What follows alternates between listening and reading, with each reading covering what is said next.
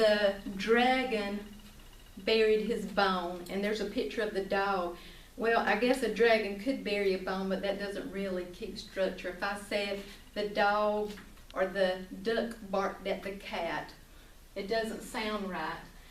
Okay, so 3 cues: visual, meaning, and structure. Visual being the first letter, meaning be as when they use the picture, and structure, does the word sound right in the sentence I just read? And folks, that's another thing I'd like to remind you about. When a child reads a book, I hear a lot of people say, cover up that picture. Pictures are in stories, and they're very vital to, especially a young reader, because that's where they get the meaning of the story. Otherwise, they're having so much difficulty, some of them, figuring out what the word is. That picture carries them through the meaning of the story, so they don't lose what the story is about as they work through a word. Please always let them look at the picture.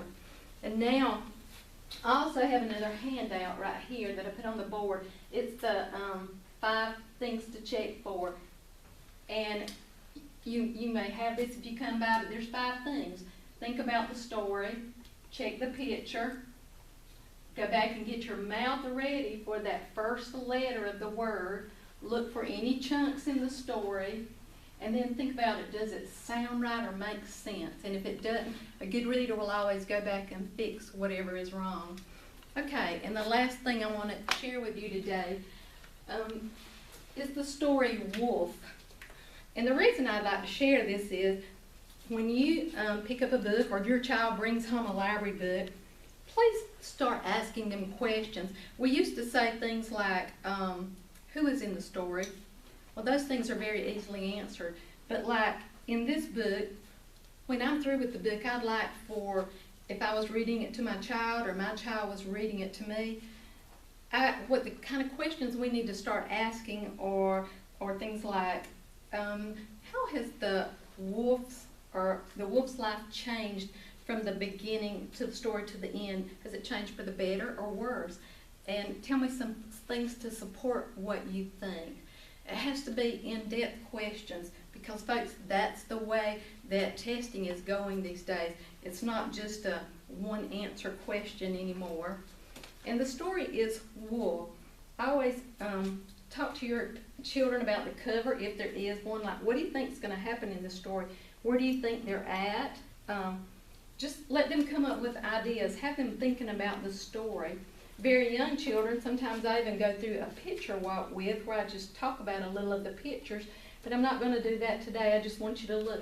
I might ask them, where do you think this is happening? Out in the country, or in a city?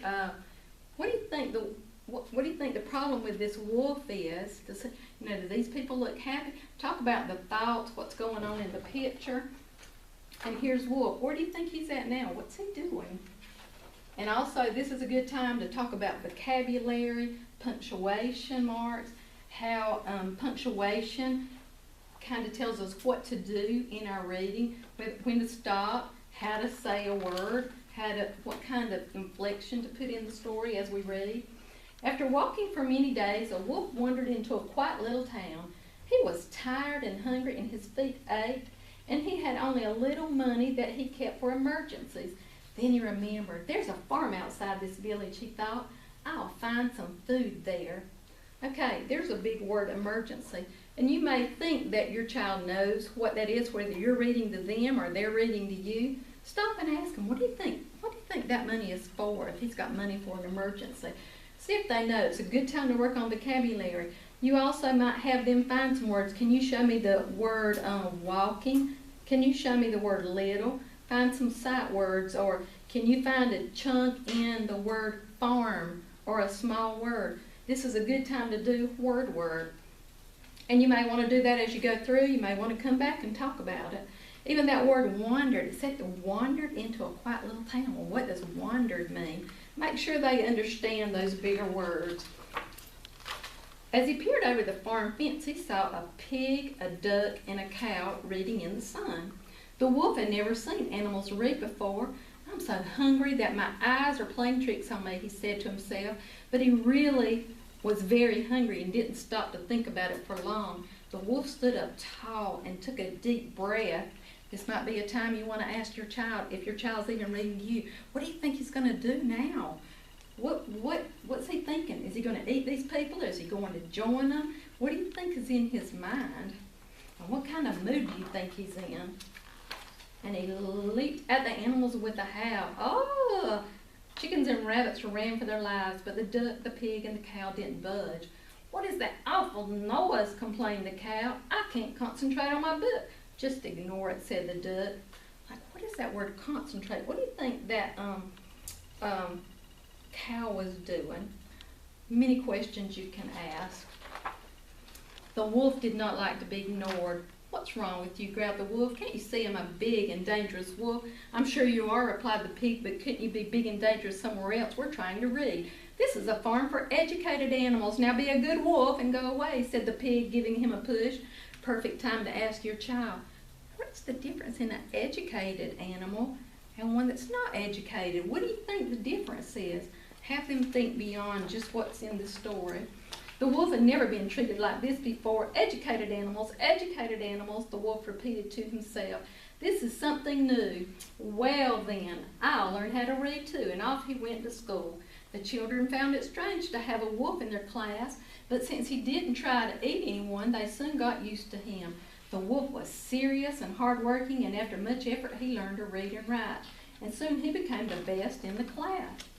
Feeling quite satisfied, the wolf went back to the farm and jumped over the fence. I'll show them, he thought. He opened his book and began to read. Run, wolf, run. See, wolf, run. You've got a long way to go, said the duck, without even bothering to look at him. And the pigs, the duck, and the cow went on reading their own books, not the least impressed. Perfect time to say, what do you think was wrong with his reading? I mean, how should he have read it? Let them show you and let them look at the punctuation. Talk about punctuation marks. The wolf jumped back over the fence and ran straight to the public library. He studied long and hard, reading lots of dusty old books, and he practiced and practiced until he could read without stopping. They'll be impressed with my reading now, he said to himself. What do you think that word impressed means? And who's going to be impressed? The wolf walked up to the farm gate and knocked. He opened the 3 little pigs and began to read. Once upon a time there were 3 little pigs. One day their mother called the man and told them, Stop that racket, interrupted the duck. You have improved, remarked the pig, but you still need to work on your style. The poor wolf tucked his tail between his legs and slunk away.